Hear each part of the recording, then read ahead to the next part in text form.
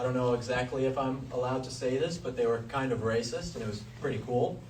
Like, you would go to places like in Tokyo or Kyoto, Nara, any of these places, and there would be signs on like a bar or a restaurant, and it would say, "No foreigners allowed," or "Locals only," or something like that. And I'm like we went to this one restaurant, and it had tons of seats available at this place. And we go in, and I'm like, "Can I get a seat?" They're like, "Oh, no seats available." It's like, okay, I guess just because I'm American or white or whatever that kind of is. But it's like, that's kind of based. I mean, it's kind of cool that they're like protecting their own culture in a way, that they're like, "Oh, we don't want all these people coming into our land. We're keeping Japan, Japan." I thought I had some respect for that, you know? Can you imagine a place in America saying "no foreigners allowed"? Like, what that would look like, the backlash that they would get? The second thing, basically like in America, when you go and do something, if you do something kind of dangerous or along those lines, you have to sign a waiver. It says like, "Oh, I won't sue," or anything like that. In Japan, there were no waivers for anything. You could do anything you wanted, never had to fill out a form or anything like that. America has this like litigation culture where everyone's suing everyone just for the smallest inconvenience. In Japan, it was like I went and wrestled a sumo wrestler, like a real sumo wrestler, with video proof of this and everything. And you're in this like dirt ring, and it's stone, and then there's cement around it, and then tables. Like, you could fall and really hurt yourself, and they're just like, "Come in the ring, and I'm just going to toss you out of it." I thought that was super cool. I wish that America would adopt some of these things where they kind of understand that people make good choices themselves. I mean, maybe not some of people who would come and protest this event or anything like that, you know, but other people usually make good, smart choices and are able to do that without all the red tape and paperwork. But I'm very happy to be back in America where it's not raw fish everywhere and people actually understand my language. I thought we were going to have some more protesters tonight, but I guess they got a little scared, or I'm just such a nice guy that no one wanted to come and protest me. You know, and I've done these other events. Like for my first book, I did an event at the University of Maryland. So for my first book, How to Win Friends and Influence Enemies. And I came and did this event. It was University of Maryland, which is, if you guys know, is outside of D.C. And D.C. is just L.A. for ugly people. And so I go and do this event. It says a lot about these people there. And so I go and do this event, and there's probably about 300 people who came to hear me speak, and probably about 50 protesters. And they're saying horrible things. Will Witt's a racist, Will Witt's a Nazi, screaming obscenities, all this kind of stuff. And so you should support racism. I should support That was the first thing you said. You came out here, you said Tokyo was a little racist, and that was cool. in a different kind of way. In a different kind of way, if you understand. Okay. But I go out there. Oh, so we do have a protester. Okay, here we go. Great. So someone actually showed up in the protesting. This is great. This is exactly what I'm going to talk about. So I go and do this event, and there's about 50 protesters who come, and they're saying these things. And so I go out there, and I try and talk to them. And I say, I'm sure that conservatives have said some lies about you guys. I'm sure that the left has said some lies about me. Why don't we see if we can have a conversation and find some sort of common ground and see if we can actually talk about these things, right? And what do? They just continue to scream at me, yell at me, scream obscenities. I said, we had a packed house event, and I cleared out 20 seats in the back, and I said, you guys can be first in line to come and ask me questions, anything like that. Not one of them showed up at the event to come and ask me any questions. I did another event at the University of Northern Colorado. I'm from Colorado, so I thought I might get a little bit of a warm welcome coming to this place, but unfortunately not. And so I go to this event, and they say, Will, when you speak, you have to wear a mask while you speak. This was during COVID. I say, the hell, I'm wearing a mask. Are you insane? While I speak, it's crazy talk. So I get up on the stage, and I have my bandana on, and I take it off, and I say, I will not cater to your delusions. I'm giving my speech without a mask on.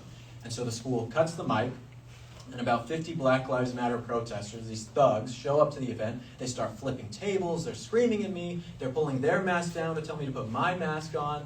You know, there's very scientific stuff here.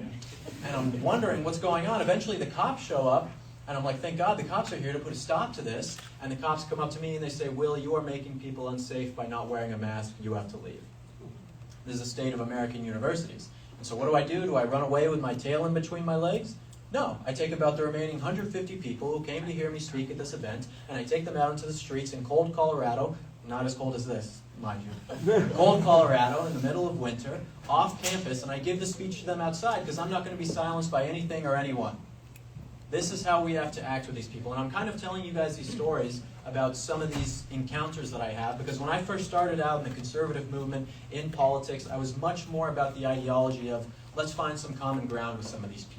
Right? Like we can come to some sort of agreement and see if we can work in the middle and find a solution that makes everyone happy. But I've come to a place now where I see what the left has done to this country, what is going on in this country right now, how far we have gone from the original intention of this country, and I say there is no more common ground with these types of people. I'm ready to win against their ideas. One more event that I did. I did an event, this is when I actually worked for Turning Point USA, if you can believe it. I worked for Turning Point USA about 8 years ago, and I did an event at the University of New Mexico. And we did an affirmative action bake sale. Have you guys ever heard of this? No? That's because they don't let Turning Point USA do it anymore after I did it, right? So essentially what you're doing is you're selling baked goods to people for different prices based on their race. Great idea, right? So if you're white, we sell you a muffin for $1. If you're black or Mexican, it's 50 cents. If you're Asian, it's $1.50. And if you're Indian, we just give it to you, right? That's essentially how it works. And it sounds racist, right? But that's kind of the point, because affirmative action is racist in the sense of what it is. It is basically telling black people, Hispanic people, that you are not as good as these other people, so we need to give you this kind of leg up against these other types of groups. And so we do this event, and it's going really well, and we're having a lot of great conversations. And then, out of the blue, we had about 200 people, very mature over here. This is one of the people, they show up to my events and do this. We had about 200 people show up to the event and start screaming and going absolutely crazy and everything like that. And the worst part, the local news even came. The local news came and interviewed me for it. The local news comes, and the worst part, I had a guy come, he flipped my table, and he squashed all of my muffins. The whole day before, I spent all day baking all these muffins for my affirmative action bake sale. And this guy wasn't even Indian. Do you wash your hands? I heard you don't wash your hair. Do you wash your hands though? Thank you for the comments. If you could let me give the speech, that would be very nice. And so... Hang on. Hang on. You can leave. I'm a student here. Yeah, but you're disturbing this event. I'm sorry. Thank you. Thank you. You want me to respect it?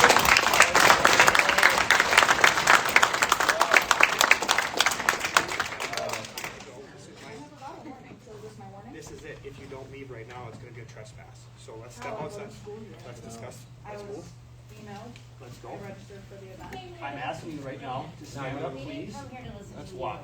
Okay, this is my one warning. Like he said, I get I'm one warning. telling you to stand up right now. Who are you? Can you identify yourself? I am the What have I detective. done? I am the detective here at the Northern Michigan University Police Department. It is time to stand up to this hallway. I don't want to put hands on you, but I will. Let's move to this Okay, hallway. can I ask what I'm doing? I was never. We're going to go warned. discuss in the hallway now. I was okay. I'll be back then. Thank you. Appreciate it.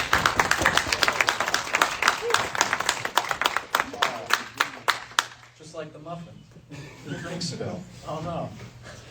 Yeah, I'm fine with anyone. Again, I want people who have disagreements with me to come to the event, to come and ask questions during the right time. You know what I mean? I would hope that all of you guys, if you went to an event of some communist speaker or something like that, that when the time came, you would go in line and you would ask questions and be the first in line to go and ask those questions. But while the person speaks, you allow them to speak. That is the proper way to do things. Anyway, did these events. And the reason why I bring up these events is to show you just how difficult it can be to speak with some of these people. Because a lot of the time, they don't want to have that conversation. They want to shame you. They want to ostracize you. You know, one of the things that Nietzsche said, God is dead and we have killed him. And a lot of people use this reference to basically say, oh, it's this amazing thing that God is dead and we no longer have Christianity in the West. But that's not really what Nietzsche meant by it. When Nietzsche was saying this, what he was talking about was the sense that people will need some sort of religion to fill that void. People need some sort of meaning, some sort of purpose that is going to give their life any sort of semblance. And when Christianity dies in the West, what comes in its place? Then you have leftism, the religion of leftism, where these sorts of leftist principles like climate change and the DEI and the trans agenda and all these different things form as a new religion for people that they get their life's purpose on. Oh, I'm going and saving the world from climate change and the evil corporations. I am the savior. I am saving gay people and trans people from the evil white man and the cisgendered folk. Any of these types of things where instead of looking to someone else as a savior, looking at Jesus or even them, some sort of higher power and saying that's a savior, they're instead looking at themselves and being manipulated by people to give them that sense of meaning because the world is so nihilistic and different than it ever has been that it manipulates people into this way, this religion of leftism. And these people are very difficult to talk to. When I first moved to LA, I went on a date with a girl. I met her on Tinder. Not my proudest moment, but we all have our moments. And actually, she picked me up for the date. So she drove me. It was very progressive for me at the time. And so this girl, she drives me around. We go to our date. We went to Griffith Observatory in LA, if you guys know what that is. Got some pizza, cookies. It was a good night. It was a fun time. And as we're going back to my apartment, she's dropping me off. We park, and she says, this whole time that we were together tonight, I didn't even get to ask you what you do for work. This is when I just moved to LA to go work for PragerU. And I said, oh, I work in politics. She's like, oh, you work in politics? Like, what do you mean? What kind of politics? I'm like, conservative politics. She's like, well, who did you vote for? I'm like, Trump, of course. And this girl turns away from me. And I'm trying to look. I'm like, what's going on? This is a little bit awkward for me. And she turns around, this girl's crying. She's crying after she found out who I voted for. And I say, what's going on? Why are you crying? She says, I can't believe I just went on a date with a Trump supporter. I say, yeah, the best date of your life. And now we're happily married. It's wonderful, kids, white picket fence, everything. It's good. That was a joke, okay? That was a joke. But I'm giving you this to understand how difficult it can be. I'm sure lots of you guys who are on the campus right now, who have gone and maybe tabled or tried to speak with someone about different political views or anything like that, have encountered someone who feels like just absolutely a brick wall that you cannot get through. And trust me, my job when I worked for PragerU was to talk to people on campuses, on the streets, at events, protests, whatever it was. That's what I did. I talked to tens of thousands of people, but thousands and thousands of people on the streets and changed all sorts of people's minds. And the number one way that you do this, well, two ways. First, like I was talking about with the religion of leftism, is that, the conservatives are so hyper-focused on facts, and facts don't care about your feelings, folks, okay? All that kind of stuff. But that, to me, is wrong. Well, we are focusing on the facts, going and talking to these people. Because if this is someone's meaning of existence, the reason why they get out of bed every day, and gives their life a sense of purpose, no amount of facts is going to change that about someone, right? So it is about getting more to the heart of these people. Instead of going and trying to talk to someone about the political ideology of socialism versus capitalism or DEI or any of these things, ask them about their own lives, how they feel, what drives them, what gives them passion, why they actually believe these things, not just from a blatant factual sort of way. You won't be able to really change people's minds or talk to them in a way that makes them feel like they're a human and they're being listened to, right? You want to be compassionate with these people when you're talking to them. And the second part is asking questions. Instead of going and telling someone what you think about an issue, you are asking them to give you the answers about what they think. That's what I did when I did these videos, and it was the most successful method. Instead of telling someone, well, the Earth isn't going to end in 12 years, you say, well, why do you think climate change is as big of a deal as it is? Because then it's not actually you changing that person's mind, it's them changing their own mind because they couldn't answer the question that you gave them. We live in an age right now where I think it's probably the most insecure generation of all time with social media and everything going on. And with that insecurity comes a lack of control that people feel they have. They want to have control.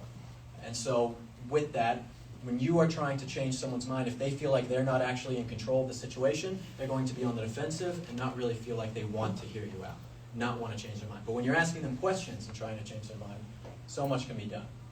Back when I lived in LA, I did an event with Candace Owens. This was some years ago. And I was getting picked up in my Uber, and I was in a suit. And my Uber driver, she's a Hispanic woman, she picks me up, and she says, oh, you look really nice. Like, what are you doing? I'm like, oh, I'm going to give a political speech. She's like, oh, that's so great. We have young people getting Trump out of office. Thank you so much. I'm like, yeah, lady, of course. Anything for the cause. But I start talking to this lady because I'm interested in what she had to say and everything like that. And it turns out that she was against affirmative action. She was against the welfare state. She wanted fathers in the homes. And when she wasn't an Uber driver, she was an elementary school teacher. And she didn't want them to put transgender bathrooms inside of her school. It's like every single thing that this woman believed in, I believed in, Trump basically believed in. Yet she hated Republicans, she hated Trump, and if she found out who I was, she would have hated me too. But after asking her questions and talking to her, I was able to change her mind and open her up to an entirely different way of thinking because she already had those values inside of her, she just didn't know where to place them, right? And this is the crux of all of these kind of things, is that when I'm talking to this lady, just because she has a difference of opinion, doesn't mean that I am at all flinching about the things that I believe in, right? I am compassionate with her. I am asking her questions. I am being nice to her. I actually want to listen to what she has to say and have her listen to what I have to say. I don't want people getting angry. What's the point? There's no point to that. No one's actually learning anything. but I'm unflinching about the ideas. Think about an ideology like communism, right? Communism as an idea killed 100 million people. 100 million people killed by communism. That's not even taking into account the economies that were destroyed, the women who were raped, the families that were separated. I mean, communism is the most evil ideology in human history, bar none, right? And what do we have in America today? You go to the halls of Congress, and you have people who are democratic socialists, which are basically just communists. You have Build Back Better and Green New Deal, and the things that they are trying to institute in our government, you could basically say are communism, right? The underlyings of communism. And what do Republicans do in office? Instead of saying, what the hell are you doing? This is wrong, this is terrible, they say, let's go find some common ground with these people. You don't find common ground with evil ideas. You make sure that those ideas are not allowed to sprout, right? If you have some doctor who comes and says, let's cut the penis off of a little boy and turn him into a little girl and wants to be transgender, you don't say common ground and say, well, they can do it when they're 15 years old but not 12 years old. You get that doctor's office shut down so that they can't practice these evil things anymore. If you have someone who comes and says, oh, we can do abortion in 9 months, you don't find common ground and say, well, how about 7 months? You say, no, you can't do this at all. This is an innocent child's life. You can't kill it whatsoever. You know, you don't find common ground with evil. If the devil were to walk in here right now and sit down next to any one of you, would you offer him a seat? Would you talk to him? No, you would understand that it's evil, and you don't find common ground with that. But for some reason, Republicans and many conservatives are so quick to just say, let's find common ground on these things, even though the left never does the same for us. And that's what I was saying at the beginning of the speech. Why is this country the way that it is? Because Republicans, especially Republicans in office, conservatives, continually, over and over again, capitulate to what the left wants. And that losing mentality is why we are in the place that we are. Because we continue trying to find common ground with ideas that, one, don't work, and secondly, a lot of the time, are, in fact, evil. Those?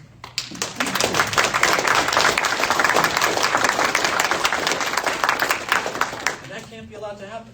You know, if anyone really knows me and a lot of the stuff I talk about, I'm no fan of the Republican Party, really. I'm conservative, obviously, but in terms of Republicans, I'm no fan of what they're doing or what they've really accomplished. In 2016, we had the presidency, the Senate, and the House.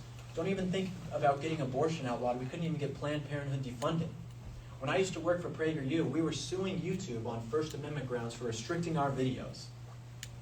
YouTube is owned by Google. Now, a lot of Republicans will come and talk about, oh, I love free speech, I love the First Amendment, I love blah, blah, blah, blah. And then they're taking money from Google. Google is one of the biggest lobbying firms in the world, giving millions of dollars to politicians on both sides, and Republicans are taking money from them. And then they're saying that they love free speech when YouTube is restricting so many conservatives on their platform. How can you say you love free speech when you're taking money from the enemy? If all of us here are expecting the Republican Party to save us, I'm telling you that's not what's going to happen. That's right. That is not what is going to happen whatsoever. Even though right now, I know we just had this election, and things seem better with that. And I'm not trying to, poo-poo on the parade of winning an election and being in control. But that is not the end-all be-all of what is going on. I did an event just 2 days ago at Georgia Southern University.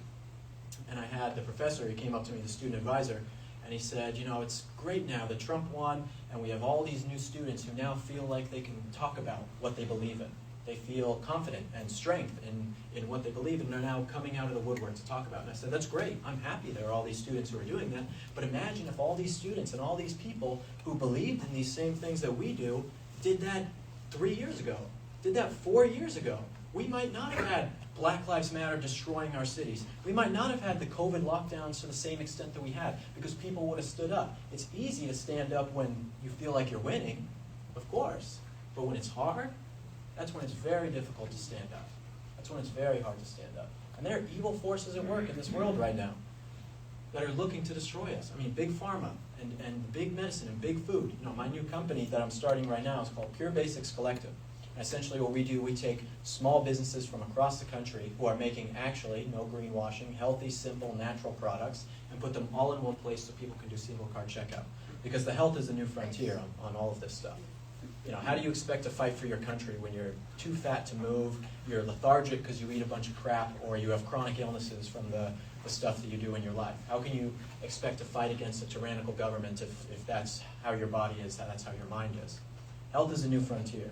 And to think about what Big Pharma is doing is so incredibly evil. Have you guys heard of a movie? It's called Mama Has a Mustache? No? It's probably for the best. Essentially, it's you can already understand by the title where we're going with this, right? Mama Has a Mustache is a movie where you have these little kids, about 5 to 10 years old, and they're being asked by an interviewer, like, can you be a boy if you're actually a girl? And if you like blue, can you be a girl? And of course, these little kids are very cute, and they're like, yeah, of course, you can do that. And it's very adorable. But at the end of the day, it's propaganda, and they're manipulating these children into these answers. Now, you know who funded this movie that they're trying to get into all sorts of elementary schools across America? Bayer Pharmaceuticals. Bayer Pharmaceuticals, one of the biggest pharmaceutical companies in the world. Bayer Pharmaceuticals makes a drug called Lupron, which is a drug that essentially is a hormone blocker, turning little boys into little girls, apparently, and is also used to castrate sex offenders as well. So you understand what we're dealing with. Now, Bayer funded a movie about child sex changes, essentially, to help promote their drug Lupron to people that would dramatically change a child's life forever and potentially destroy their life. Big Pharma are the most evil people on the entire planet. Every single second, Pfizer makes $1,000. In 2021, Pfizer made $19 billion. In 2021, they made $121 billion from a vaccine that they didn't make out of the kindness of their own heart. The research for that vaccine, you know who funded that? You, the taxpayer. The taxpayer funded all the research for that. But if you have some sort of damage from that vaccine, it's not Pfizer who's paying you out. It's not Johnson & Johnson or Moderna. You know who pays the damages on one of these vaccines that you take? Any vaccine? You, the taxpayer. The Vaccine Injury Compensation Fund set up during the Reagan years makes sure that vaccine companies are not held liable for anything, for any damages from their products. Can you imagine going into a Chick-fil-A? I guess this would never really happen in Chick-fil-A. You go to any sort of restaurant, and they go and you get poisoned. There's a fingernail in your food and it poisons you, whatever it is. And you would sue the company for damages, of course, because they put that in there.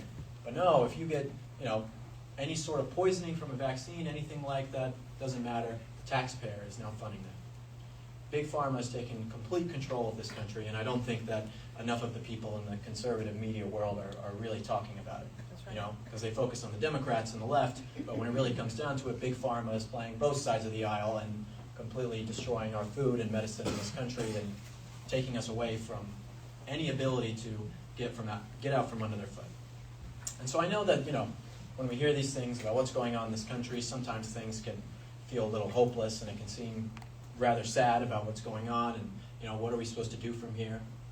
But, I always think about the men in Normandy on D-Day, these young men who are just about your guys' age. And these men are in these metal boats and they're going to this country that they've never been to fight the Germans. And the door opens and their best friend who they've known their entire life, shot in the head, killed. Horribly, carnage, bloody, it's awful. These guys are going out there, they're literally peeing their pants as they're getting off these boats to go and fight the Germans on D-Day. Do you think that these young men, seeing what was before them, had much hope? I don't think so. I don't think they had much hope at all. But they went and they took that beach anyway. They did it because it was the right thing to do. Because even if it seemed like they had no hope, they had integrity and did the right thing. If those young men can die for my right to live, then I can live fighting for everything that they died for. Right? That's what it's all about.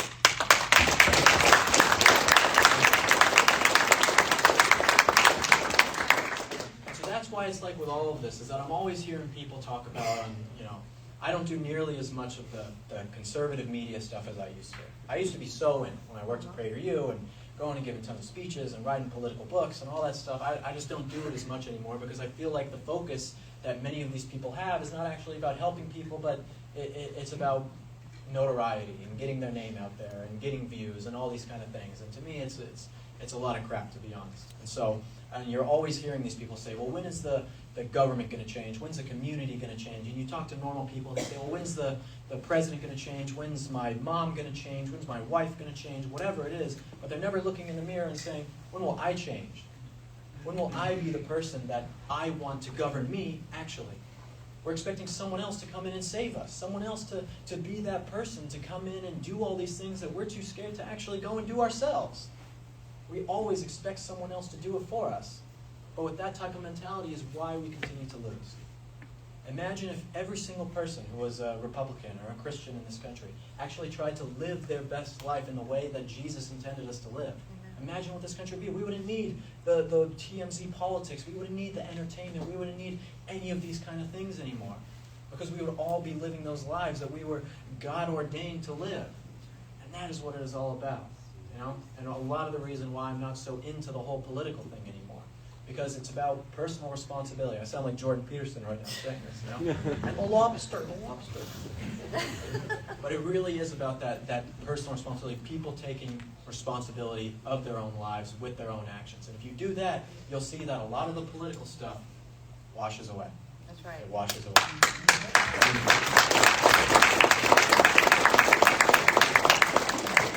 So I'll end with this before we get into the Q&A.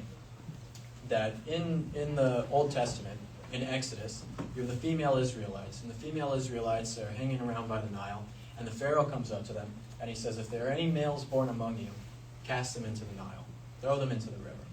And what do the female Israelites say? They say, we fear God. Female Israelites feared God more than they feared what the Pharaoh was going to do to them. And with this day and age and social media and on your college campuses where you feel like you might get a bad grade for something you write about or friends leave you or whatever it is, just know what is actually at stake. What are you willing to sacrifice? You can never sacrifice your values for anything or anyone because you're lying in that sense and you're losing a part of your soul every time you do so. But if we all live to that way that Jesus intended, I promise you we can take this country back. Thank you so much, guys. I really appreciate it.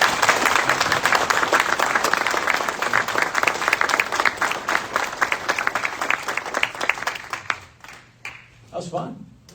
Only one interrupter. It's not so bad. All right, so raise your hand if you got a question you want to ask Will. Anything.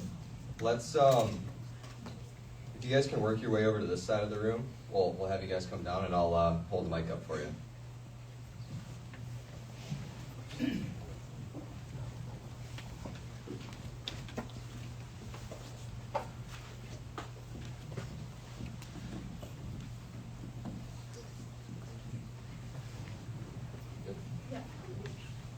I know a lot of there's a couple groups on campus that are trying to make NMU a sanctuary campus, so they're basically trying to make it hard for ICE to come onto campus if there's an undocumented or illegal immigrant. One, what do you think of that? And then two, how do you think that's going to go for them? Well, I think it's pretty obvious what I think of them. Of course, it's nonsense to try and make, it's a federal offense to be an illegal immigrant in a place in America. It's a legal alien is what you're doing. How do I think it's going to go?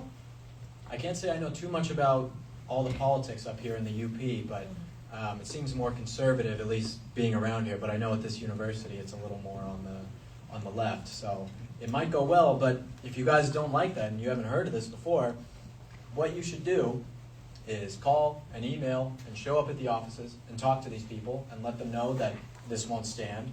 Because you don't want something like this to happen and then come back later and be like, man, I could have done so much more to try and stop this. If this happens and any of you guys can think that and think, wow, I could have done a lot more, then it's on you that these kind of things happen. There is always more that you can do. So if you don't like it, you got to get out there and put everything you can into it to make sure that it stops. So thank you. Yeah. So when you say you like that Japan doesn't allow foreigners in certain areas, right? Earlier last year in October, I competed in a sumo wrestling contest. No way. Yeah, I came Dude, second. they're so flexible. It's awesome. Like crazy. It was so fun, right? I came second in the under 252, like jacked Asian dude, and, water cutting to get down to my weight class. Fuck, great time. But that can only happen because Japanese people can become American. Ronald Reagan said that the thing that makes America unique, right? You can't go to France and become French. You can't go to Japan and become Japanese. You can come to America and become American. Why would we not want foreigners? Well, there's a lot of reasons why you wouldn't want foreigners. many foreigners do not have the same values as Americans have. And when people come to a place and don't respect the values of America and don't assimilate to our culture, well, then you're going to have lots of horrible things happen. I mean, look at what's happening in Europe right now. I mean, I remember even just going into Amsterdam. When I was there, this was a couple of years ago, going into Amsterdam, and some guy who was probably North African descent pushes past me, goes into a store, steals a phone, runs out and pushes me again. You know, this is not what you want in your country. It's just not. People do not have the same values all across the world that they have in America. You know, of course you can have people. And all of us, every single person in here knows someone from a foreign country who is a great person, and probably a lot better than many of the people who are actually born here. They were born citizens and are more upstanding. But does that mean that we just let our doors open to anyone who wants to come here for nothing? I don't think so. I think that if you're going to have immigration, it needs to be sanctioned in some sort of way where you are understanding the values of these people, and they need to love this country. We don't want the people coming in who don't love this country. Statistically speaking, immigrants commit way lower crime than your average American. Even illegal immigrants, once they're in the country, are less likely to commit violent crime. Economically, they're almost always a net input because they come to work. Culturally, right, in terms of values, especially Mexican immigrants tend to be much more culturally conservative. And when you say like American values, I guess I'm not quite sure what that is if roughly 40% of the country is like, as you would call the left. Right. Well, you say culturally conservative, first of all, for these Latin Americans, and most of them voted Democrat. I mean, that's just, you had Florida change in Miami, and that changed things, you know, that's just good with a lot of Hispanics, but overall, many of these people who they say are culturally conservative actually still vote Democrat. In terms of what American values are, I mean, I think it's pretty clear in the sense of not committing crimes in one of the things, and not really having people who respect the Constitution, respect the rule of law, and when you don't have people who do that, I mean, again, using the European example, those countries are not the same. Anyone who has been to Europe right now and has gone to Paris, has gone to London, has gone to any of these types of places, knows that they are not the same. They are crime-ridden, they are dirty, they have people who are raping people, throwing acid in people's faces. I mean, they are not the same whatsoever. And, you know, we can throw out any statistics that we want and say they don't do this and all that, and that's totally fine to say, but when it comes down to it, and you actually go to these places and you look at them, they are not the same. El Paso, Texas is not the same. I'm glad to hear that. I think we have a lot of common ground, that people trying to disrespect the Constitution and directly overrule it illegally are bad and should not be allowed to do that. Thank you. Sumo, that's so cool, man. Hey, Will, I just want to follow up on what he said too, and I guess I'm curious, like, what is the Republican, view on how we can actually differentiate, these foreigners coming in and saying, okay, this foreigner, this family, right? Like, they have good American values, and then this foreign family doesn't. And what is the process, and what is like the best way to make that happen? Because it seems right now like we obviously aren't doing a good job differentiating those people. You know what I mean? Yeah, no, thank you. And again, the Republican answer, I can't say I know what the Republican answer is. I can say kind of what my answer would be. Yeah, what is your in terms answer? of, in terms of something like this. It's a difficult question to do, but I'd say when you're going and asking these people, first of all, again, people might not like this. I think everyone should have to speak English if you're coming into America. I think that should be a requirement. At least, I think. It's like, would you ever go to a foreign country and think that you can just get around speaking English and that should be totally fine? Maybe in like an American mindset, maybe, but in terms of like going to Japan, like I went to Japan, and people don't speak English, and that's okay. They shouldn't have to speak English. It's Japan, right? So if people are coming to America and want to live here, learn English. That is our culture. That is our country's language, right? So that's the first thing, because a lot of people are just let in even without being able to do that. Yeah. Secondly, I think that they need to be, if they're going to come in here, have some sort of job either lined up or the ability to have some sort of education to get in, if it does come to like a refugee status in unforeseen circumstances, you can look at it, but many people are coming in who are just single men, who are unskilled, who are coming into this country with no prospects and being allowed in, and when that happens, you're going to have all sorts of inequality when it comes to wages and economics and all sorts of things like that. So I think that people need to have at least some sort of skill when they're coming into the country. So English, skill, and those are kind of the main things. To test someone on whether or not they love America is a very difficult thing to do. But what you can say is that 150 years ago, when people were coming to this country, they believed in the American dream, and that is why they came here, you know? But America incentivizes people to come here for no other reason than to get free stuff. And so if you have a government that works to give people free things and incentivizes them not to work and to come here illegally or even legally and get free stuff and be treated better than an American citizen, well, then you're going to have people who come here for the wrong reasons. So I think that the American government needs to restructure how they work with immigrants, legal or illegal, to not incentivize people to come here for the free handouts, because that's what it's, really turned into. Yeah. So, Okay. thank you. Yeah, thank you.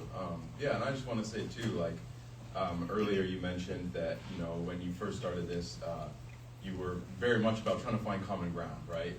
And then you kind of found out like that everybody's just kind of putting up a wall, and it's hard to get through, and you just kind of have to stop trying to find common ground and just make your point heard. And I would say that there are still people out there who want to find common ground, and there are still lots of liberals who want to have a good conversation, you know what I mean? And they want to find common ground and figure these things out. And, you know, I personally think like most of these things that we disagree about, you know, and I'll consider myself liberal for the time being, you know what I mean? But like most of these things that we disagree about, we all want the same thing. You know what I mean? At the end of the day, we all want the same thing. If it's like about DEI, you know, we all just want people to, you know, be judged by their character and their skill, not, you know, by their race or their gender, right? And that's what we all want. It's just now, you know, liberals will look at DEI and think it's doing that, and, you know, and conservatives might look at DEI and think it's doing the opposite. Right. And I think that it's important to try to come to the common ground because,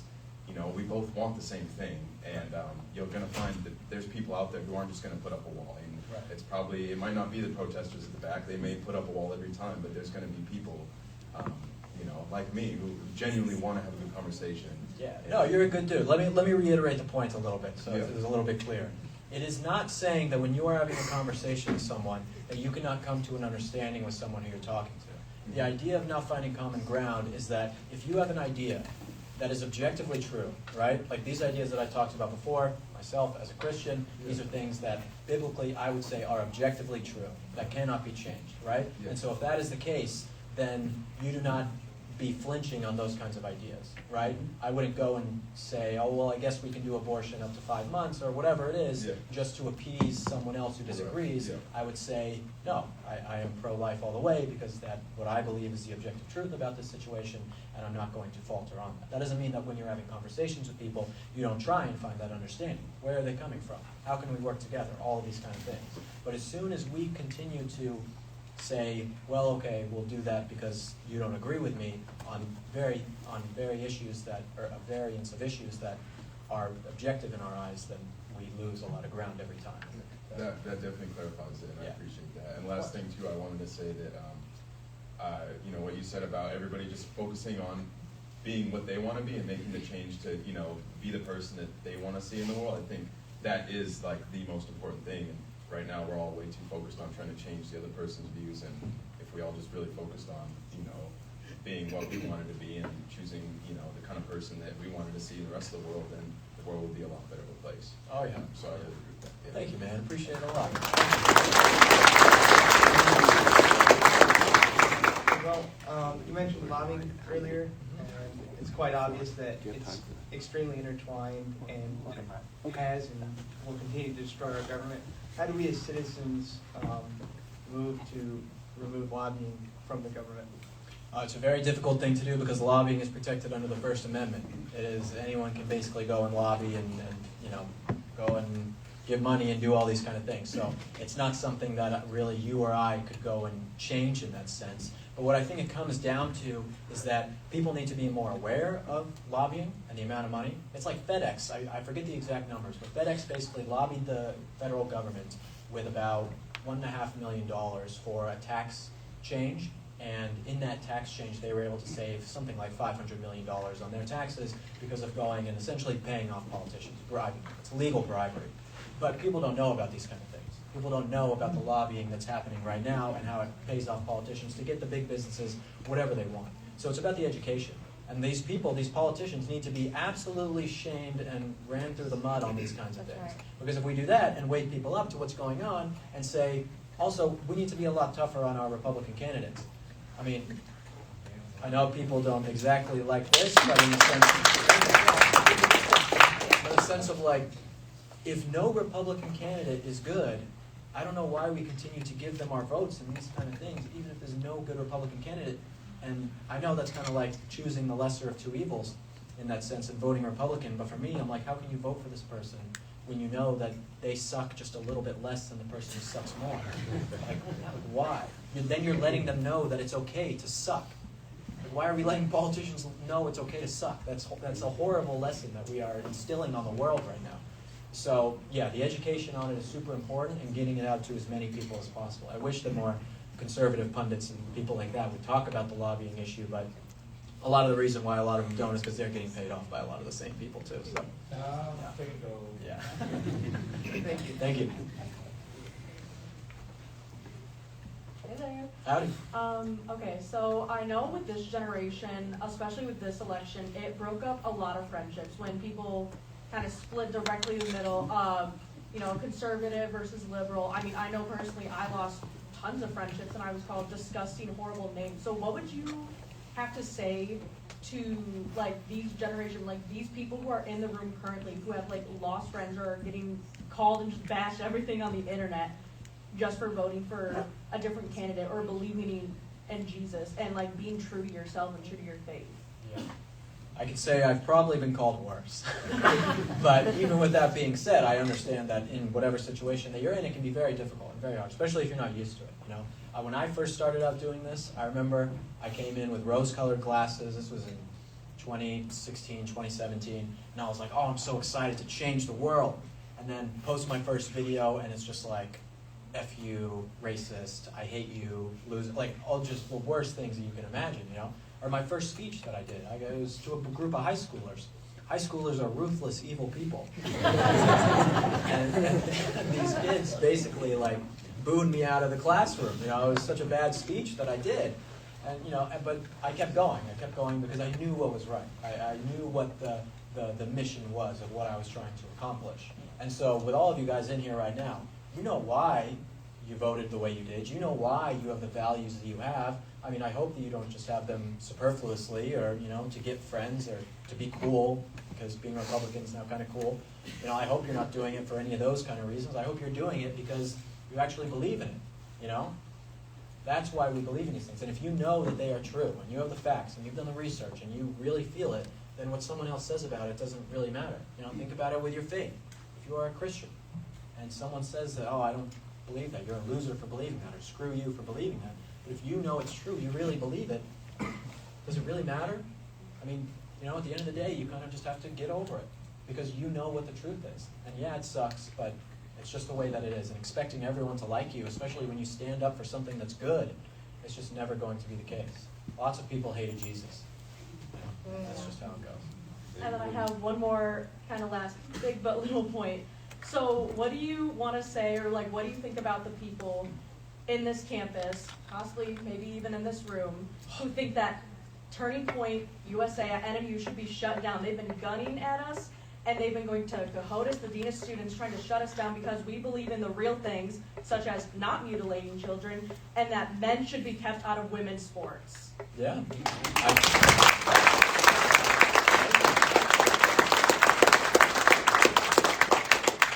I mean, I've given the event now. I mean, you could shut down Turning Point now.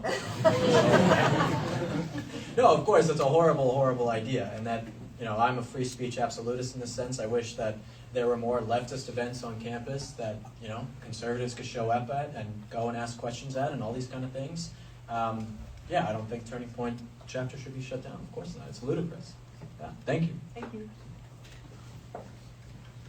Hey, Will, welcome to the Great White North. Thanks for taking the venture here. Love that. Well, like you, my wife and I like to travel, and I just wanted to comment on the borders. And, of course, the last 4 years of the presidency we had, lack of leadership and open borders. We have a friend who wrote a book, Tyranny to Freedom, and he talks about his journey as a family coming here when Hungary was taken over.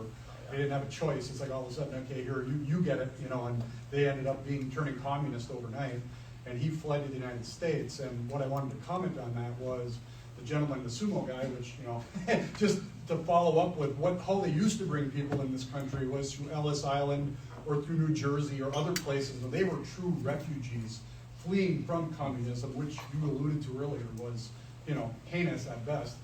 And he just explained how for years people would come to his family and interrogate them and make sure they were assimilating into our culture, because like you had a great point earlier, you know, if you're not here to be with us, you shouldn't be here.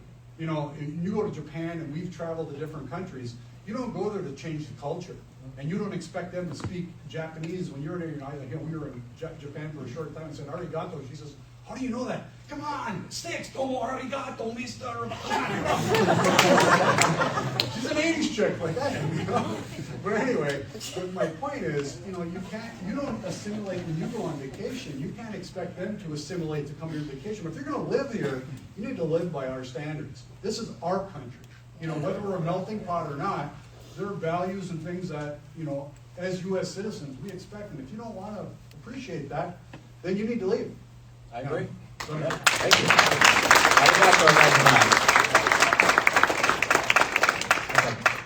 I agree. I also don't know how I live here. You're in shorts right now. What are you talking about? Crazy person. Dare to defy. Do not comply. More so, like, my fundamental question is, I think we have some common ground when agreeing to Big Pharma, but my general, I guess, inquiry here would be, do you not think moving away from either a model that has privatization and monetization of healthcare would be more beneficial to American consumers by either A, instituting a universal healthcare system, or B, moving away towards monetary incentives and a single-payer system, as it's cheaper for Americans typically? Yeah, no, I mean, again, I just left Japan, and Japan has, you know, government-funded healthcare, and people in Japan really love it, you know, but their taxes are incredibly high. Japan is a very expensive place to live, you know, but America is also a very expensive place to live, and we have incredibly high taxes, and we don't have that, you know?